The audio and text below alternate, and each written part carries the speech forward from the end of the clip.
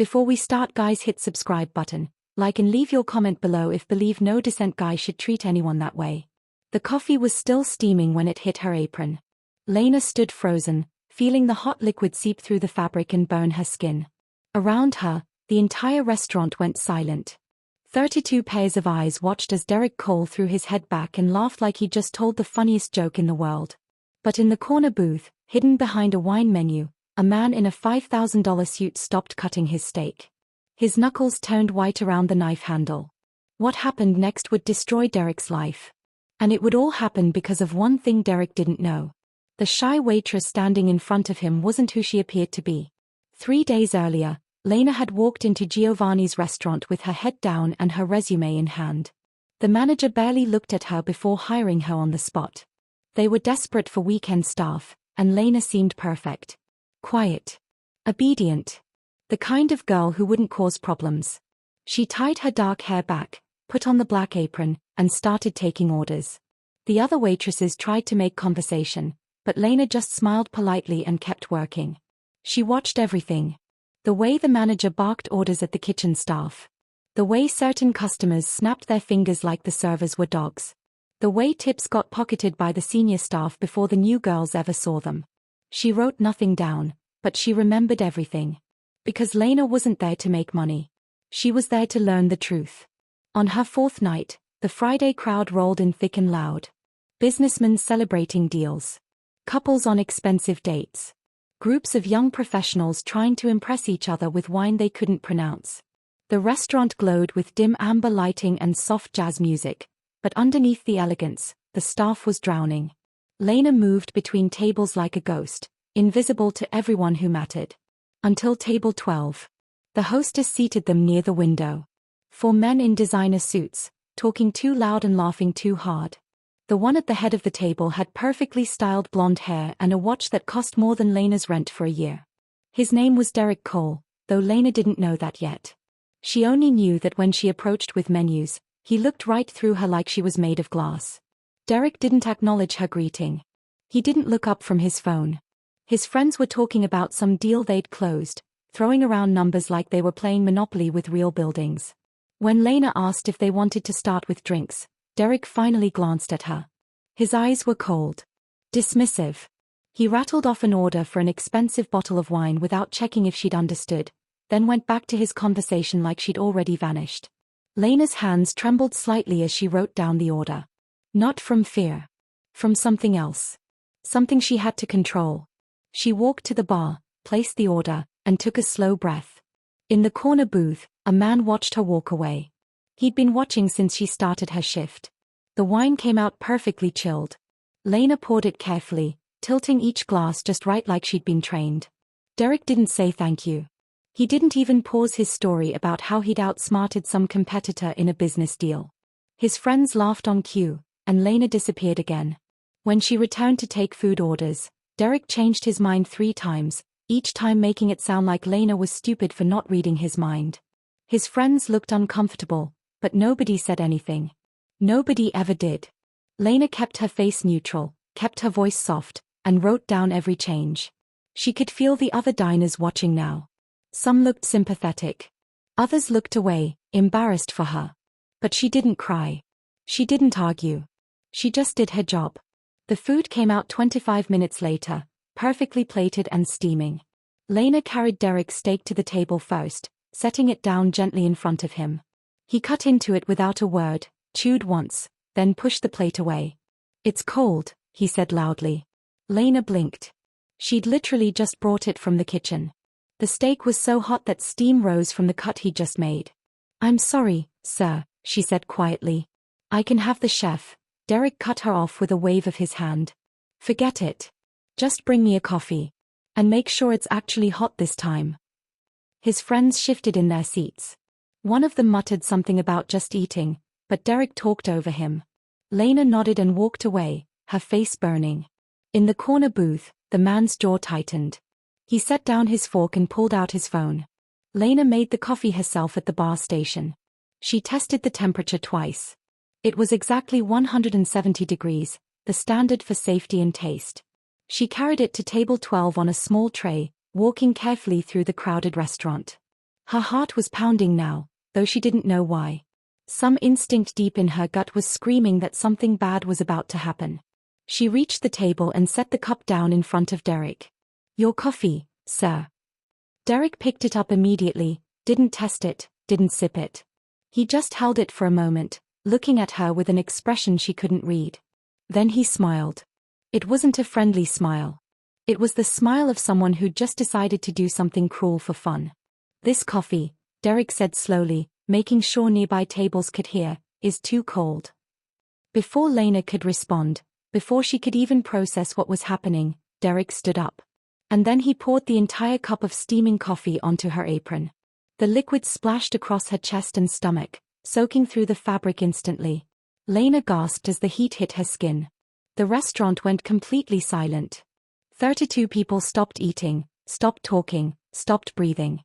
All eyes turned to table 12. Derek's friends looked horrified, frozen in their seats. But Derek just laughed. He actually laughed, like he'd just pranked a friend instead of assaulting a stranger. Lena stood there, coffee dripping down her legs, her whole body shaking. Not from pain. From rage. From humiliation.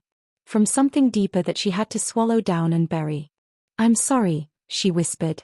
The words came out automatically, trained into her by every service job she'd ever had. "The customer is always right. Don't make a scene. Keep your job. I'll get you a fresh one." Derek sat back down, still grinning. "Make sure it's hot enough this time, sweetheart." His friends wouldn't look at her. The other diners stared at their plates, uncomfortable but unwilling to get involved. The manager was nowhere to be seen. Lena was completely alone in a room full of people. She turned to walk away, coffee still dripping from her apron, her eyes stinging with tears she refused to let fall. And that's when she heard the chair scrape. From the corner booth. The man in the $5,000 suit stood up. And the entire energy of the room shifted. He was in his late 50s, with silver hair and the kind of presence that made people straighten their posture without realizing it. He wore a charcoal suit that fit like it had been made specifically for his body, because it had been. No tie. Simple watch. Nothing flashy. But everything about him screamed power. He walked slowly toward table 12, his footsteps silent on the restaurant floor. Every eye in the room followed him. Derek didn't notice at first. He was too busy laughing with his friends, too caught up in his own cruelty to see the danger approaching. But when the man stopped directly beside their table, Derek finally looked up. And his smile faltered. Just slightly. Just enough to show that some part of his brain recognized a predator. "Excuse me," the man said. His voice was calm. Quiet. But it carried across the entire restaurant like he was speaking through a microphone. Derek blinked, confused. "Yeah." The man tilted his head slightly, studying Derek like a scientist examining an insect. "I have a question for you." Derek's friends had gone completely still. They recognized the man. Derek didn't. "Not yet." "Sure," Derek said, trying to sound confident. "What's up?" The man's expression didn't change. "Do you treat all people this way, or only those you think don't matter?" The question hung in the air like smoke. Derek opened his mouth, closed it, then laughed nervously. "I don't know what you..." The man raised one hand, silencing him. "I watched you pour hot coffee on that young woman. I heard you insult her repeatedly throughout your meal. So I'm asking you a simple question. Is this how you treat everyone, or only service workers you believe are beneath you?" Derek's face flushed red. A few people in the restaurant started whispering. Derek's friends looked like they wanted to crawl under the table.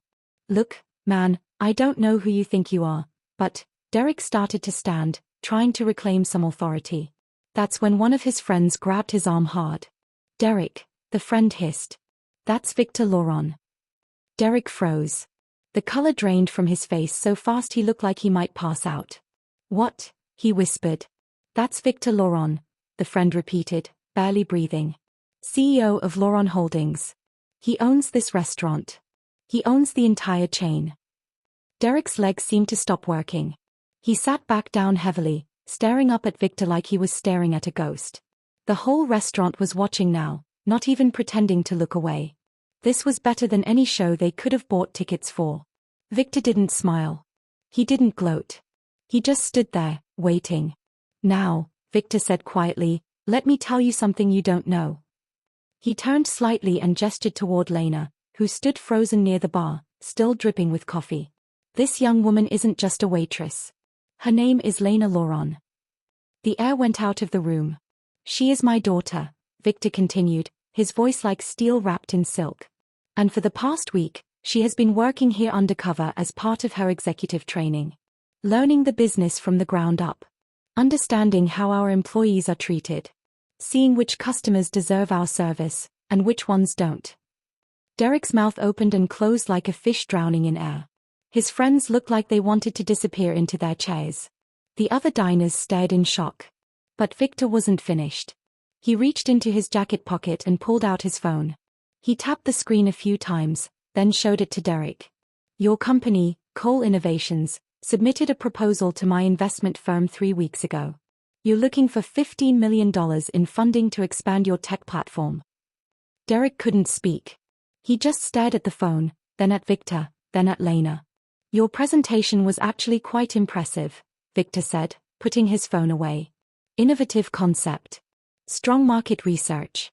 We were seriously considering it. He paused. Were. The word landed like a guillotine blade. Derek found his voice, though it came out as barely a whisper. Mr. Laurent, I didn't know, Victor held up his hand again. You didn't know she was my daughter. I understand. But tell me, Derek, if you had known, would you have treated her differently? The question was a trap. Derek knew it. Everyone knew it. Yes, I mean, I would have. Exactly, Victor said, cutting him off. You would have been respectful to her if you knew she had power. Which means you only respect people who can hurt you. You only show kindness to those who can offer you something in return. That's not character, Derek. That's strategy. And I don't do business with people who lack character. Derek looked like he might throw up. His entire future was collapsing in real time, and 32 people were watching it happen. Please, he managed. I made a mistake. I'll apologize, Victor's expression didn't change. You're right. You will apologize. But not to me. He turned and looked directly at Lena. The entire restaurant turned with him. Lena stood near the bar, her apron still soaked, her hands trembling at her sides. She looked young suddenly. Vulnerable. Like the shy waitress everyone had thought she was. Lena, Victor said gently. Come here, please. Lena walked forward slowly. Every step felt like it took an hour. When she reached table 12, she didn't look at Derek. She looked at her father. This is your test, Victor said quietly, just loud enough for Derek and his table to hear. I brought you into this business to see if you had the strength to lead it. To see if you understood what real power means. This man humiliated you in front of dozens of people. He caused you physical pain and emotional damage. And tomorrow, I can make sure his company never gets funding from anyone in this city. He paused. But I'm not making that decision. You are. The weight of every eye in the restaurant pressed down on Lena's shoulders. Derek stared at her, his whole life in her hands. His friends held their breath. Even the kitchen staff had come out to watch. Lena was quiet for a long moment. Then she took a slow breath and looked directly at Derek for the first time. Did it make you feel powerful? She asked softly. Pouring that coffee on me. Derek's eyes filled with tears. Real ones. No, he whispered. It made me feel like a coward. Lena nodded slowly. Good. Because that's what you were. She turned to her father. I want him to do 3 things. Victor raised an eyebrow. I'm listening. 1, Lena said, her voice growing stronger. He apologizes publicly to every staff member in this restaurant for the way he's treated service workers. Not just me. All of them. Derek nodded frantically. Yes, absolutely, I'll, too, Lena continued, cutting him off. He funds a full scholarship program for hospitality workers who want to pursue higher education or career advancement. $100,000 minimum. Derek's eyes widened, but he nodded again. And 3, Lena said, looking Derek right in the eyes, he attends mandatory sensitivity and leadership training for 6 months. With proof of completion. And he issues a formal public apology to this staff, not a private one. The restaurant was dead silent. Derek looked like he'd been hit by a truck. His friends stared at Lena like she'd just performed a magic trick. And if he does all three things, Lena said, turning back to her father, then I want you to give his company one chance. Not the full 15 million. Start with 5. And if he proves himself over the next year, then we consider the rest. Victor studied his daughter for a long moment. Then, for the first time that night, he smiled. You passed, he said quietly. Lena blinked. What? The undercover work wasn't about learning operations, Victor said. I needed to know if you had something I could never teach you. Compassion strong enough to lead with. Grace powerful enough to change people instead of just punishing them. He turned to Derek. You heard her terms. Do you accept them? Derek was crying now, openly. Not from relief. From shame. From the realization of what he'd become and what he'd almost lost. Yes, he said, his voice breaking. I accept. And I'm sorry. I'm so sorry. He looked at Lena, at the coffee stains still darkening her apron. I was cruel. I was wrong. And I'll spend the rest of my life trying to be better. Lena didn't smile. She didn't forgive him. She just nodded. Then start now. Apologize to everyone here. And mean it. Derek stood up slowly.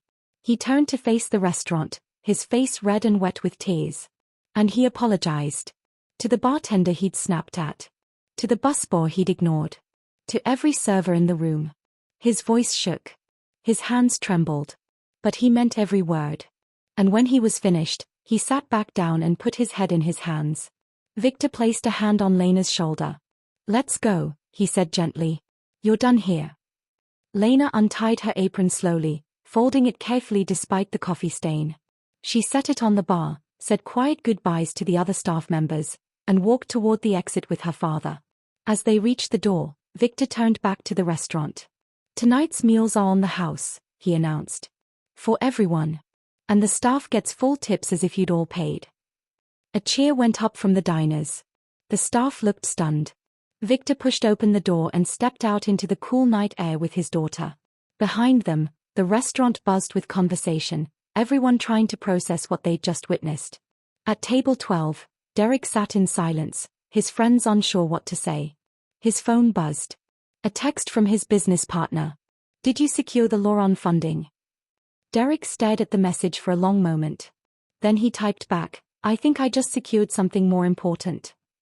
3 months later, Derek stood in front of the staff at Giovanni's restaurant again. But this time, he wasn't a customer. He was there to present the first scholarship checks to 3 hospitality workers pursuing business degrees. The local news was there. Victor Laurent was not. But Lena was. She stood in the back of the room in a professional suit, no longer pretending to be invisible. Derek's hands shook as he gave his speech. He talked about his mistakes. About what he'd learned. About how one moment of cruelty had almost destroyed his entire life. And how one act of grace had saved it. When he was finished, he handed out the checks personally. He shook hands. He listened to their stories. And when it was over, he approached Lena. Thank you, he said quietly. For giving me the chance to be better. Lena studied him for a moment. Don't thank me yet. You still have 3 months of training left. And I'll be reviewing your progress personally. Derek nodded. I won't let you down. Lena didn't smile. You already did once. Make sure it never happens again. She turned and walked away, leaving Derek standing alone in the restaurant that had changed his life. He watched her go, then looked around the room. The same staff. The same tables. The same amber lighting. But everything felt different now. He felt different. His phone buzzed. A message from Victor Laurent's office. Initial 5 million approved. Contract attached. Review and sign by Friday. Derek stared at the message, waiting for the rush of excitement. The victory. The validation. But all he felt was relief. And gratitude. And a deep, heavy responsibility to prove that people could change. He opened the contract and started reading. 6 months later, Lena Laurent was officially announced as Executive Vice President of Laurent Holdings. The business media covered it, of course. Some called it nepotism. Others called it smart succession planning. But the people who worked in Laurent's restaurants knew the truth. She'd earned her position the hardest way possible. By being humiliated in front of a crowded room and responding with strength instead of revenge. The story of what happened that night spread through the service industry like wildfire. It became legend. The shy waitress who turned out to be a billionaire's daughter. The arrogant customer who learned humility the hard way. The CEO who taught his child that real power isn't about control. It's about character. Lena never worked as a waitress again. But she never forgot what it felt like. Every time she walked into one of her family's restaurants, she saw the staff differently. Treated them differently. Understood them differently. And Derek Cole kept his promise. He completed his training. He funded the scholarship program every year. He built his company with the $5 million, then earned the additional $10 million in funding a year later by proving his growth. His company became successful. Not just financially. Culturally. He built a workplace where people mattered. Where respect wasn't optional. Where mistakes were acknowledged and growth was celebrated. And every single year, on the anniversary of that night, Derek wrote Lena a letter. Not asking for anything. Not apologizing again. Just updating her on the lives that had been changed by the scholarship program. The careers that had been launched. The families that had been supported. Lena never responded to the letters. But she kept every single one. Filed carefully in a drawer in her office. Right next to the coffee-stained apron she'd framed. A reminder of the night she learned what kind of leader she wanted to be. But the story doesn't end there. Because 3 years after that night, Lena sat in her office reviewing acquisition proposals. Laurent Holdings was expanding, looking to purchase smaller restaurant chains and fold them into the company. One proposal caught her eye.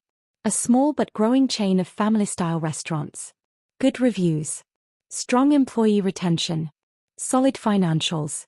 The owner's name was listed at the bottom of the proposal. Derek Cole. Lena stared at the name for a long time. Derek had diversified. Used his tech success to invest in hospitality. Built something from the ground up with everything he'd learned. The proposal was good. Really good. Better than most of the others on her desk. But there was a problem. The proposal included a personal letter addressed to her. Lena's hand trembled slightly as she opened it. The letter was brief. Derek explained that he'd built these restaurants with one goal, to create the kind of workplace he wished had existed before he learned his lesson the hard way. Every employee had healthcare. Every server had a living wage plus tips. Every manager went through extensive training on respect and leadership. He wasn't asking for special treatment because of their history. He was asking for a fair evaluation. And he wanted her to know that if she approved the acquisition, he would step aside completely. Let her team run it. He didn't want to profit from their past. He just wanted to know that the culture he'd built would continue. Lena set down the letter and looked out her office window at the city below. Thousands of restaurants. Millions of workers. An entire industry built on the backs of people society often treated as invisible.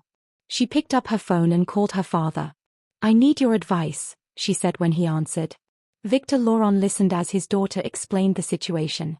The proposal. The letter. The impossible decision in front of her. When she finished, Victor was quiet for a long moment. "What does your gut tell you?" he finally asked. Lena closed her eyes. That people can change. That second chances matter. That the whole point of what we do is to build something better than what existed before. "Then you have your answer," Victor said. "But Dad," Lena said, her voice uncertain, "what if I'm wrong? What if this is just a good performance? What if he hasn't really changed?" Victor chuckled softly. "Then you'll handle it the same way you handled it the first time. With strength. With wisdom. And with the kind of grace that changes the world." The line went quiet. "I'm proud of you, Lena," Victor said. "Not because you're my daughter. But because you're exactly the kind of leader this company needs." They said goodbye, and Lena sat alone with the proposal in front of her. Outside her office, her assistant knocked gently. "Ms. Laurent? The board meeting starts in 10 minutes. They are waiting for your recommendation on the acquisition proposals." Lena looked at Derek's proposal one more time. At the numbers. At the employee testimonials. At the vision statement that talked about dignity and respect in every paragraph. She thought about the night 3 years ago. The coffee. The humiliation. The choice she'd made to show grace instead of revenge. And she thought about what kind of world she wanted to build. A world where mistakes meant permanent exile? Or a world where growth was possible? Where change was real? Where people could become better versions of themselves? She picked up a pen, started to make a note on the proposal, then stopped. Because she realized something. The decision in front of her wasn't just about Derek Cole. It was about what kind of leader she was going to be. What kind of company Laurent Holdings would become under her guidance. What kind of legacy she would build. And suddenly, she wasn't sure of the answer anymore. Lena set down the pen and stared at the proposal, her heart pounding. The board was waiting. Her father was waiting. Derek Cole was somewhere in the city, waiting to find out if his past would define his future. And Lena sat frozen, holding the power to change everything or destroy it all, with absolutely no idea which choice was right. She looked at the coffee-stained apron hanging on her wall. Then at the stack of letters in her drawer. Then back at the proposal. Her hand reached for the phone. But before she could pick it up, before she could make the call that would decide Derek's fate and define her leadership, her assistant knocked again. "Ms. Laurent? They really need you now. What should I tell the board?" Lena opened her mouth to answer. And that's where her story pauses. Because what happened next would change everything.